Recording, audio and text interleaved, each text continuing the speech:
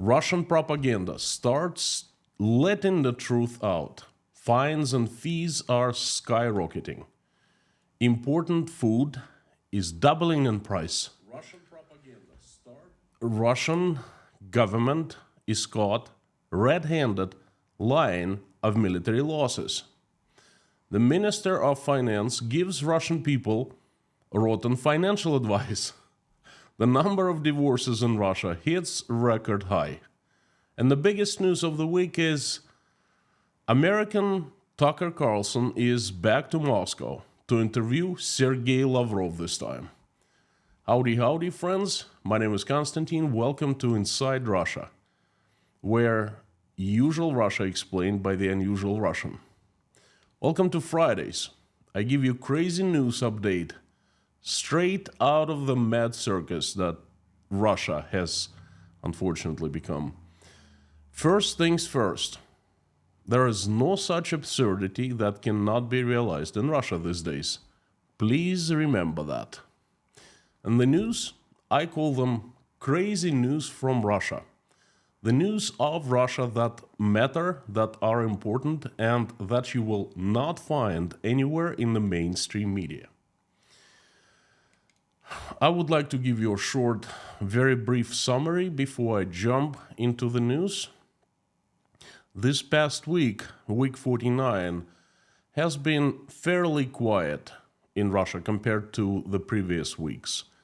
Two major topics that have been towering everything else, over everything else, have been the upcoming negotiations with Ukraine, that's been dominating informational space, and Russian ruble. As you know, Russian ruble has devalued a great deal, and Russian ruble and other not so good economic news have been kind of piling up lately. So now let's go straight to the individual news. Let me start with a news piece that came from Moscow. An owner of a car, Vasily Ivanov, woke up one morning, had a cup of coffee, and went to work. He's a taxi cab driver.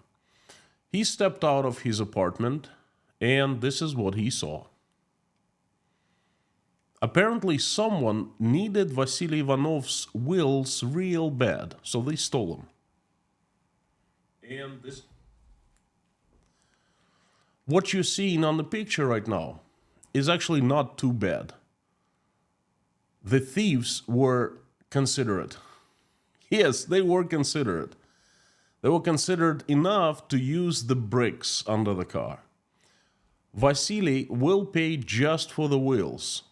And if they didn't use the bricks and they would lower the car right on the ground, Vasily would have to replace lots of other parts, including steering. And that'd be much more expensive. How do I know? Well, I saw it many times. In the 90s, when the USSR was collapsing, when I was growing up, that was a fairly common sight. And, if you woke up real early, let's say 5 a.m., and would walk around the neighborhood, you would see same exact picture, I'd say once a week. A car like this, wheels would be stolen, and the car would be held by bricks. So this is nothing new to me. I remember that. It's just, once Russia transited from the USSR to normal capitalism in the 2000s, these pictures, they didn't happen. These things, they didn't happen any longer. Russia overgrew this craziness. But somehow Russian people have been eager to go back to the USSR. Well, they are there. And I hope that they thoroughly enjoy it. Another news is about vlogging and vloggers, or blogging and bloggers. The guy I'm going to show you right now is a very known Russian. He's a vlogger. His name is Yuri Podolyaka. He's a part of Russian propaganda, one of Russian propaganda's finest, actually, the liar, the trickster, the scum of the scum. Right from the start of the war, he started spreading lies according to the state propaganda's agenda. But things are changing. It's the wind of change coming to Russia, and I start feeling it more and more. I'm feeling it so much, I'm gonna sing a little bit for you. There's a song by the Scorpions that was just written just for this situation that is happening in Russia right now. I follow the Moskva down to Gorky Park, listening to the wind of change. An August summer night, soldiers passing by, listening to the wind of change.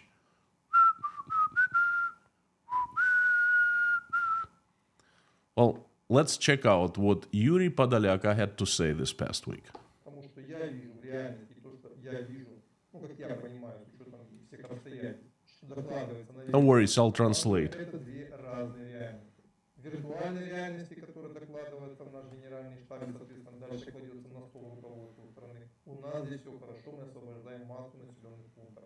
В реальности противник все эти населенные пункты, как южнее Погребков, Орловка и новые старые Сорочины, а также сами Погребки, это все пока не наше. Это под противник. Yuri Podolyaka, let me quote him. I quote this unhonorable Russian Podolyaka. Huge senseless losses are due to the lies.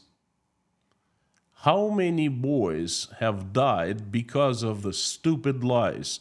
There are two realities that the military lives in. The first reality is the virtual reality. The reports are fabricated and given, to the top.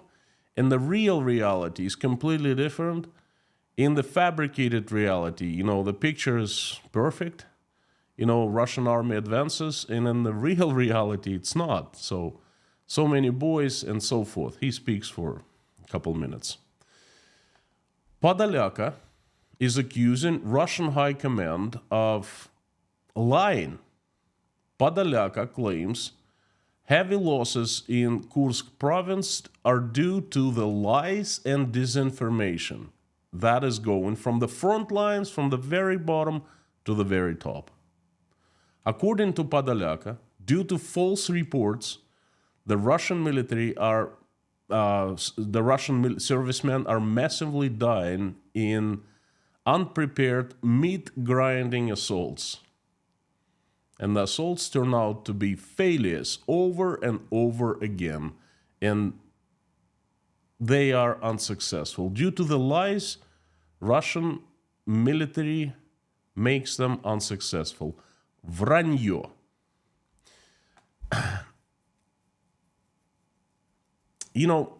It's not like Podolyaka gave us anything new here. I mean, we've known of the lies, and I've talked to them many times. But how do we know that wheels are turning and things are changing? How do we know that? How am I feeling that the wind of change is here? Well, this is how. When the likes of Podolyaka start telling the truth. That's the wind of change.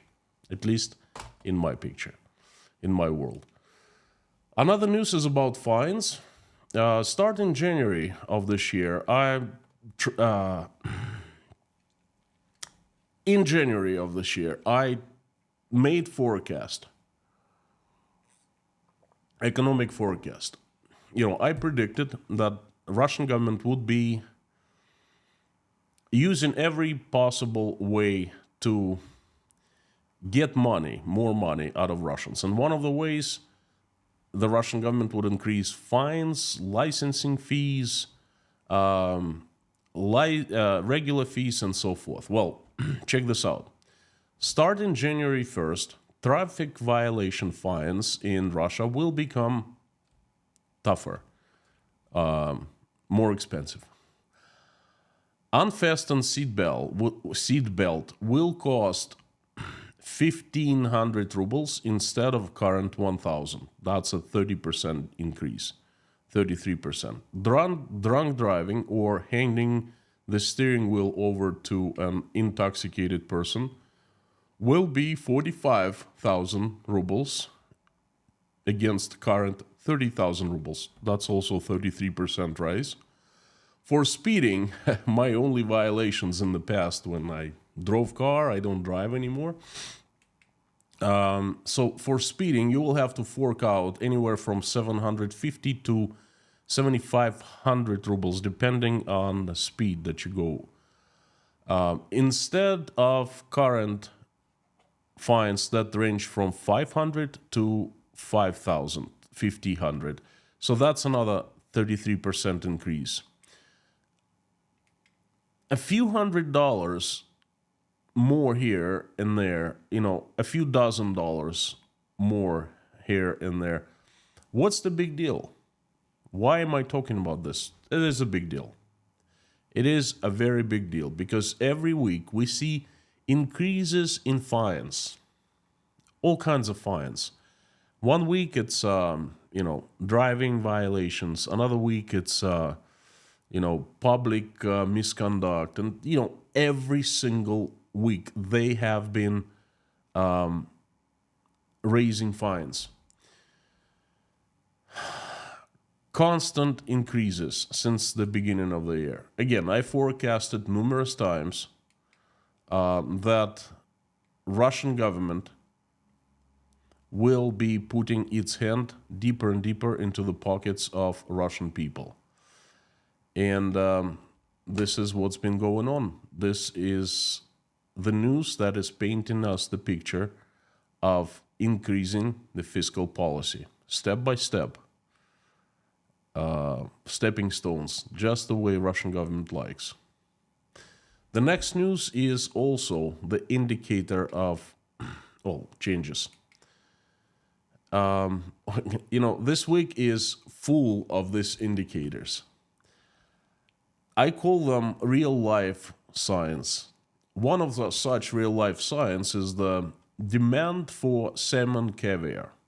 In Russia, salmon caviar is called red caviar. Red caviar is important due to its cultural status in Russia. A jar of red caviar on the table of a Russian family on New Year's Eve feast celebration, New Year celebration is pretty much mandatory. It's very customary. It's the same as carp on the table on Christmas Eve in Czech Republic or turkey in America on Thanksgiving. A little of red caviar is a must, kind of a must for Russians. Well, not in 2024. Demand for red caviar in Moscow recently fell by 21% due to high prices, according to the analytical company called Platform OFD. It monitors food prices and changes in demands for different foods. Every fifth Russian family will give up their usual dish. Why? Well, Russians simply do not have money to buy red caviar any longer. A couple years ago, a kilo of red caviar, 2 pounds, cost 3,500 rubles. Now it costs 10,500 rubles. 2.5 times, well, almost 3 times. But actually, no worries, Russian people. There is good news too. The demand for red caviar imitations, artificial fake red caviar made out of crab, increased by 12%. To me, this is an important indicator of how the lives of Russian people have changed. Not cooked data we receive from Russian government, Росстат, but the real data. That's what happens in Russian stores. And how they say in Russia, "Факты налицо." The cards are right here in front of us on the table. Well, moving on to catching Russian government lying red-handed. Again, oh, I love that. In the city of Novocherkassk, a memorial plaque, well, two plaques, were unveiled in honor, in memory of the crew members of the grand landing military vessel called Novocherkassk. You see, that military vessel was attacked in the port of Feodosia in Crimea in December of 2023. These are two plagues. That's a picture of them. It's not like a secret. It's right there now, Cherkask, and you can look at it. Anyone can look at it. There are 34 names on two plagues with it exactly matches the number of the sailors killed on that vessel in December of 2023. 34 plagues. The information was reported by a few independent news sources, and myself included. I, had it in my news reports. This ship was attacked by a Ukrainian cruise missile, and it sank immediately, within seconds. The vessel was undergoing repairs in Feodosia from November 17th, 2023, and on December 26th, 2023, it was planned to go to sea trials. So Novocherkassk was manned by second-man crew from 3 other military vessels. They were also 14 conscripts on board, and a Ukrainian cruise missile flew and hit the ship. At the impact, the vessel blew up, and the sailors pretty much didn't have a chance. So 33 crew members, including conscripts, were killed or missing, and 1 died later in a hospital. Immediately after the attack, Russian propaganda started shouting that there were no losses. That strike resulted in no losses. No people were harmed on Novocherkassk. They forbade unofficially all the papers, all the media, to talk of the attacks. And basically what happened, just for a couple days, they mentioned a few times, there was an attack and no one died. And then soon it was forgotten. Well, until now. This is not forgotten right here. This is real life. This is truth. There are 34 names in this list. 34 sailors died on Novocherkassk on the 26th of December of 2023. After all, government is caught lying red-handed again. Again and again and again. Take a close look at these black plagues. This is 34 tragedies.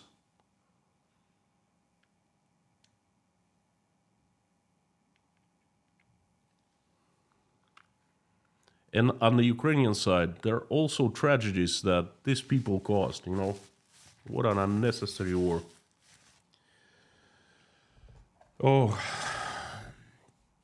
The next news is also about Russian losses.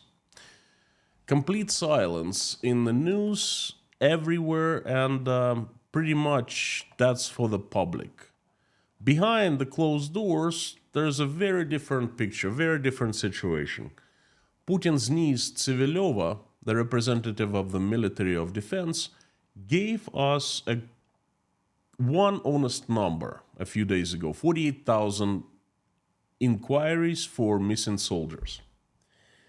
And the senators, she was making a presentation to Russian senators, and the senators made it secret, of course. They ordered not to release the numbers due to very sensitive matter of these numbers. This past Wednesday, I included the secret video into my Wacky Wednesday news report. Check it out. I'm going to put a link right over here. It's worth seeing. But there's another way to see the real situation with the armed forces losses in Russia. No need to hack into secret reports of Russian senators. No need to intercept data. No need to analyze nothing. It's actually a very low-tech way to find things out. Just go to the closest cemetery and look around. You will see a picture very similar to this one.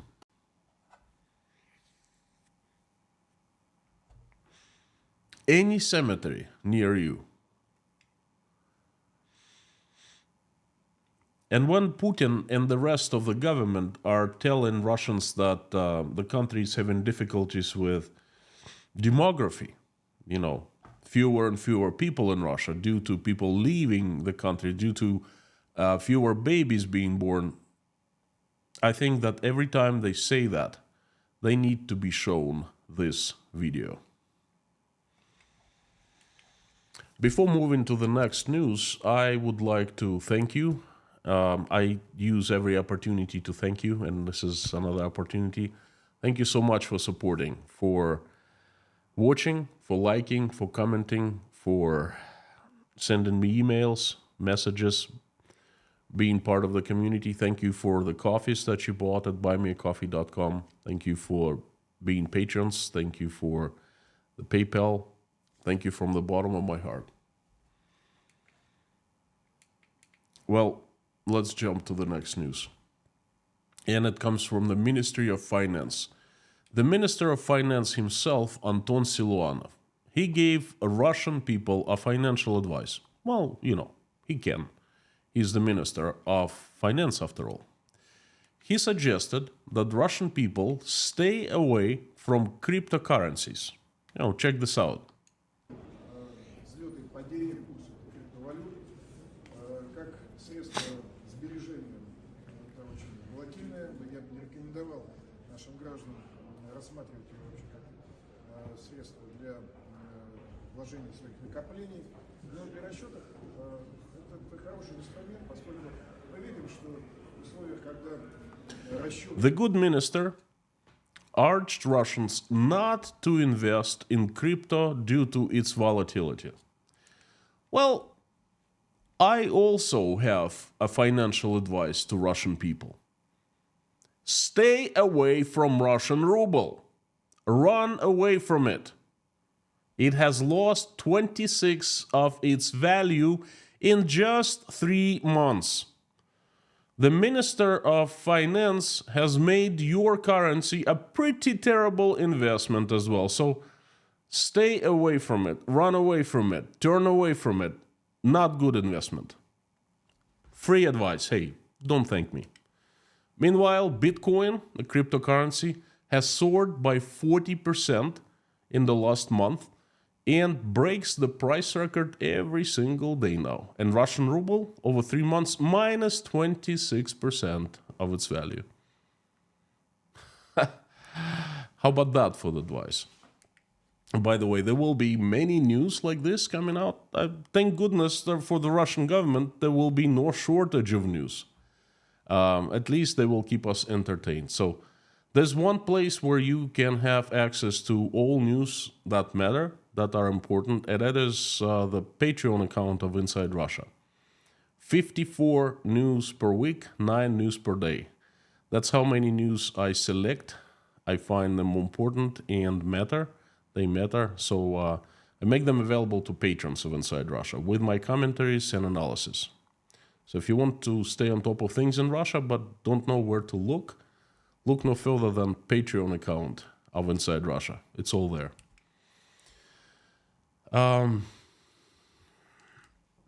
Let's jump right to the next news after I have a sip of this wonderful English breakfast. The next news is about Russian families. 2024 is the year of a family in Russia. Russia is all about family values, Putin says, and all that. There has been much blah, blah talk about how Russia is the country of family values, how the values are promoted by the state, how Russian families are showered in money, by subsidies from the Russian government, etc. But I say, if you want to see real life, look at the real life science. Family values, right? Well, let's look at the numbers. In 2024, the very year of the family right now that Putin has been bragging about how he's made this year the year of the family, Russians are divorcing en masse. 7 out of 10 marriages break up. So this year so far there have been 360,000 marriages and 318,000 divorces. Registered officially with the officials in every city, town, and village. These are the numbers for the first 6 months, for the first half year, and the second is coming up soon. Every 7 out of 10 marriages in Russia break up. In the country of family values. In the country that is a pillar of light. And it's all about Christianity and all of that. That's blah, blah, blah talk. You want to see the real life? 7 out of 10 marriages break up. That's the real family situation in Russia. The next news is great. Great. It's actually amusing. I love it. It's going to cheer you up. I know not too many news in Russia can cheer us up, but this is the one. I personally love it. One Russian senator came up with a brilliant idea. He proposed to make it mandatory for all federal and local officials, and including the senators, to travel by public transportation twice a week. Not every day, but twice a week. Local official. The parliament declined the bill, obliging the heads of federal and local governments and senators of all levels to use public transport. Not even 2 weeks, not even 2 days out of the week. The civil servants said very firmly and very anonymously no to the bill. No, no, no. No one voted yes. Everyone voted no. And the commentaries, why they declared, why they declined, denied it, why they don't want to use public transportation like all Russians do, those Russians who elect them, those Russians who allow them to use the power of those Russians who travel in public transportation and represent them in the government. So how did they explain? Any comments? No, there aren't any comments. They just don't want to use public transportation because taxpayers are paying for wonderful German cars. The Russian senators have drivers and they use BMWs, Mercedeses, and Audis. Certainly not public transportation. Well, in Russia, all animals are created equal, but some animals are created more equal than others. It's just one thing why it drives me crazy, but it doesn't anyone inside Russia crazy. Why? Can you tell me what the hell is going on? It's their money, taxpayers' money, and it seems like they're sleeping in a lethargic sleep, and they're just not realizing it. By the way, if you are liking this news update, please hit the like button. I'd really appreciate it. Helps this message to be spread more and more people to see it. Thank you. The next one you will also like. It is funny at first, but then it's actually sad. A Russian blogger, did a prank to a few school teachers. He pretended to be an official from the United Russia. That's Putin's political party. And he sent instructions to a few school teachers pretending he was an official from the United Russia. So he ordered them to make foil hats and to hold a patriotic campaign called Helmet of the Motherland. And this is what happened. Изготовление шапочек из фольги– это не только интересное и творческое занятие, но и важный патриотический акт, символизирующий готовность защищать свою жизнь от внешних угроз.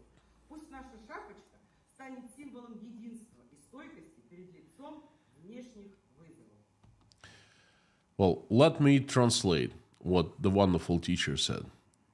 Making foil hats is not only a creative and interesting action, but also an act of patriotism that shows that we're ready to defend the motherland from the external enemies. Let our foil hats become the symbol of our unity and resilience against the external threats. Look at these women again. Изготовление шапочек из фольги. At first, it seems funny, but it's not. These people are school teachers who should be teaching children common sense, logic, and critical thinking besides their subjects. Instead, they are mindlessly fulfilling any orders of their superiors without even asking. What can they teach children? These people, don't forget that they are also in charge of organizing voting stations and counting votes. You asked me a few times to show how regular Russian folks look like. Well, here they are, wearing tinfoil hats they made themselves, mindlessly following orders from their superiors. Their heads are not the symbol of unity and resilience. Their heads are the symbol of stupidity. And this is very sad. Okay. Before we move to the last news, I'd like to ask you a favor. As usual, in the news reports, I ask, which news did you like the most? Please pick 3 news and let me know down below in the comments after this live stream ends. I would like to hear your opinion. That will help me to make a better choice next time. And the next news report will be coming out on Wednesday. So thank you so very much. And if you like them, hit the like button. Again, thank you. The last news is the most important news this week, and it's about Tucker Carlson, a very famous reporter. Well, this news is about Sergei Lavrov, really, not Carlson Tucker, but he contributed. Tucker returned to Moscow for another interview. I'll remind you that in February of this year, he came to Moscow to interview Vladimir Putin. 11 months later, he interviewed Sergei Lavrov.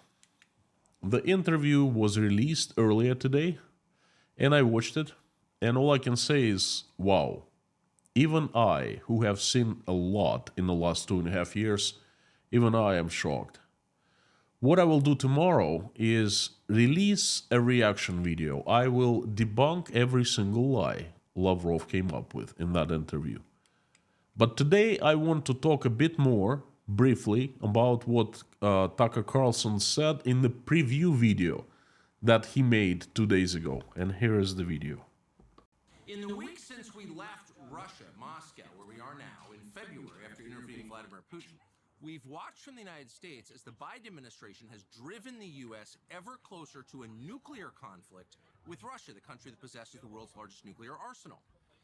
It has accelerated ever since, and it's reached its apogee so far in the weeks after Trump's election. He is now the president-elect, In that time, just a few weeks ago, the Biden administration, American military personnel launched missiles into mainland Russia and killed at least a dozen Russian soldiers.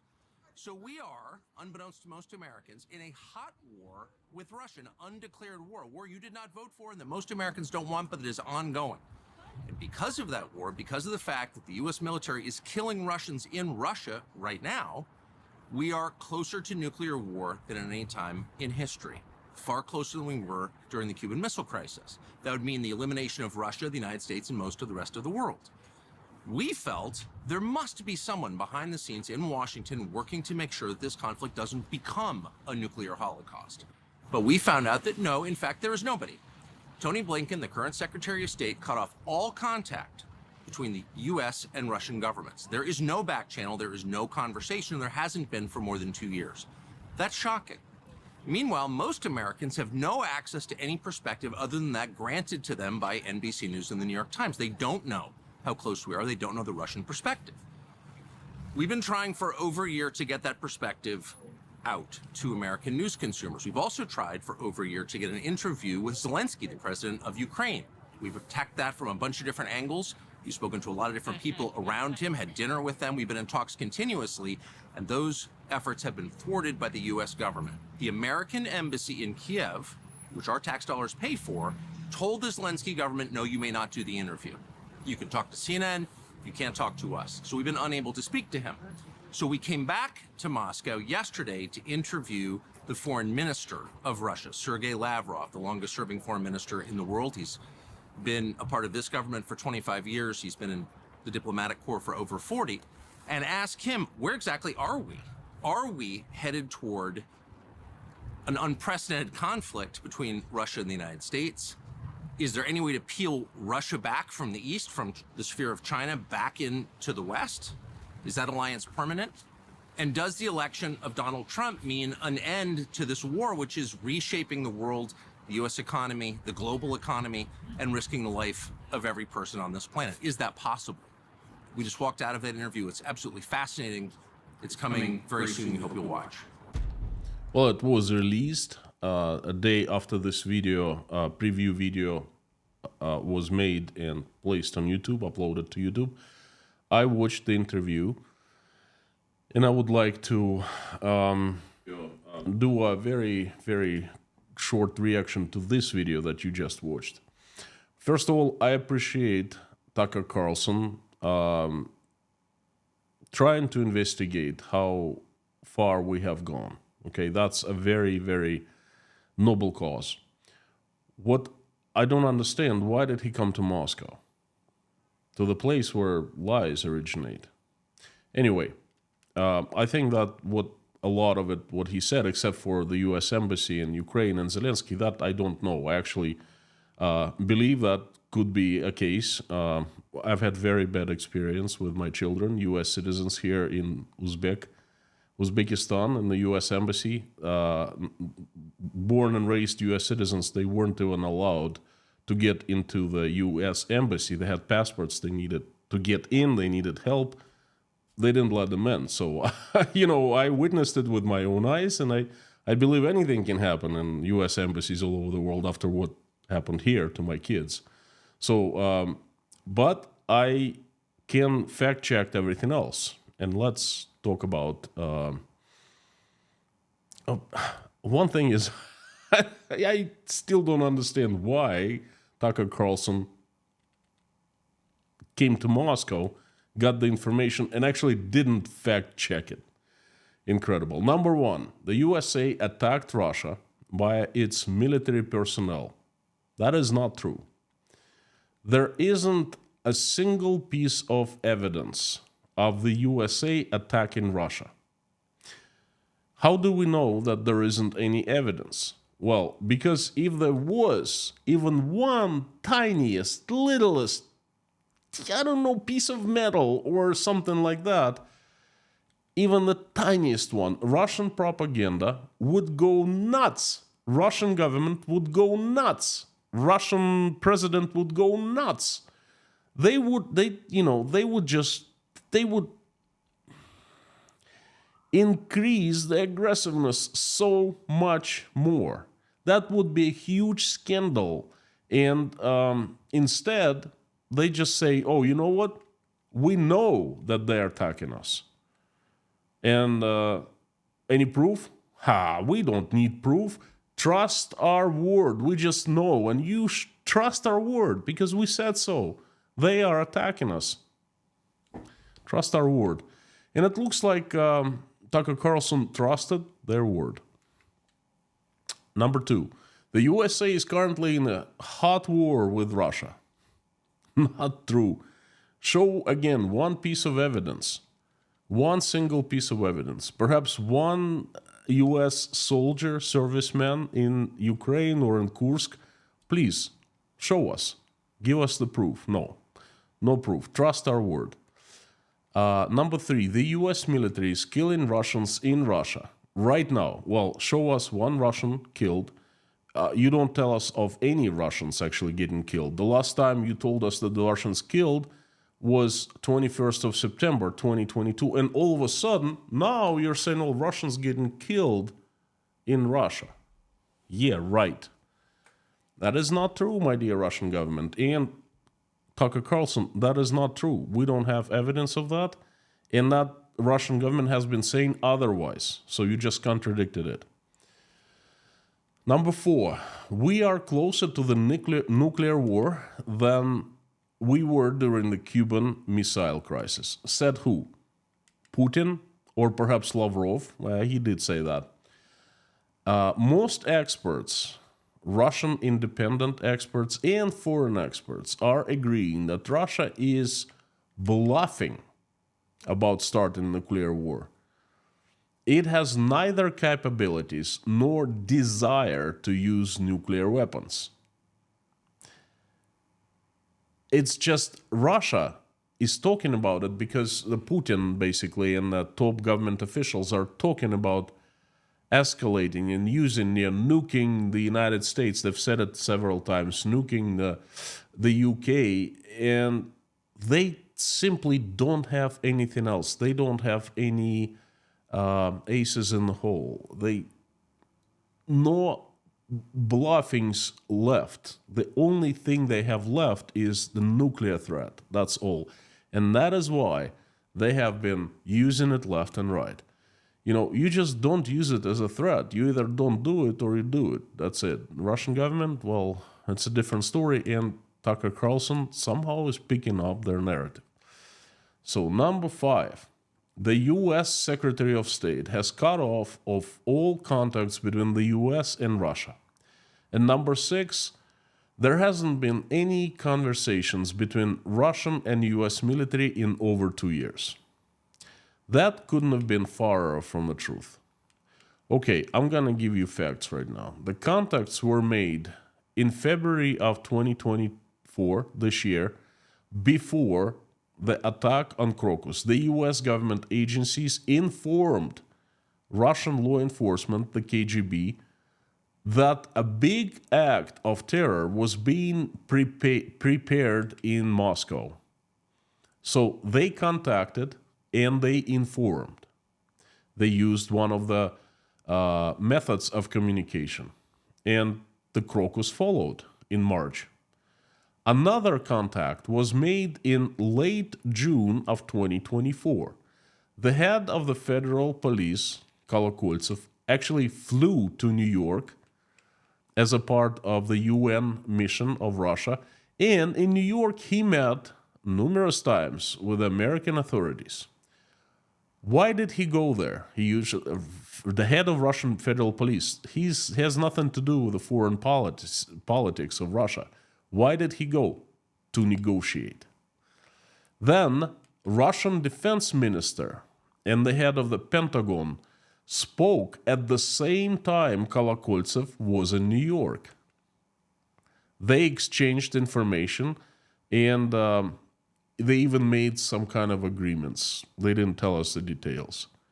And the latest, Russian military informed the American military of the upcoming strike of Ukraine by the ballistic missile Oreshnik. It's a known fact. It's been all over the news that Russians informed Americans before the strike. And Tucker Carlson speaks of no communication and the lack of communication channels between Russia and the USA. Well, how did they talk then if they don't have any communication channels? Again, these things are so easy to fact check. I didn't even have to do research. I remember, it's in my memory, because I talked about it as these things happened. I can't believe that the reporter of a caliber of Tucker Carlson could not do the fact checking. And the last one, the most Americans don't have access to information. They don't know the Russian perspective. Oh, that's a lie. The Americans have access to Inside Russia, this channel, where I give the Russian perspective daily.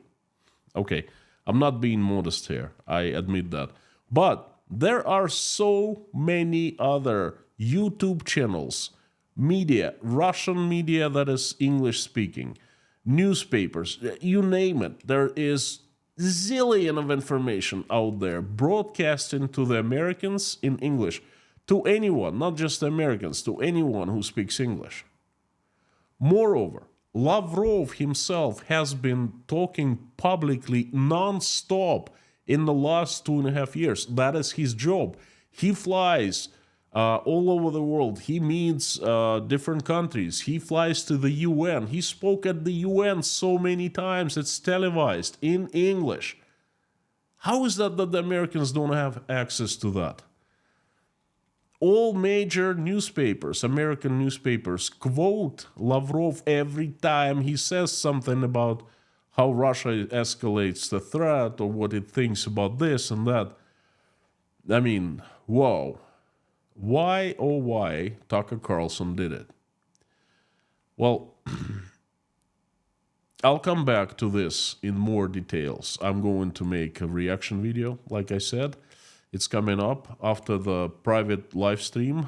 Every Saturday I hold a private live stream for patrons where let's just talk about private things, and it's a friendly discussion usually. Not a discussion even, communication. It's like going out to a pub full of friends and meeting and talking to everyone. So that's what we do every Saturday. So if you want to join us, you're welcome to do that. Just become patron. Any tier that you sign up for allows you to join our private chat. And after the private chat is over, then I will release the video. I'll be making it most likely all day tomorrow.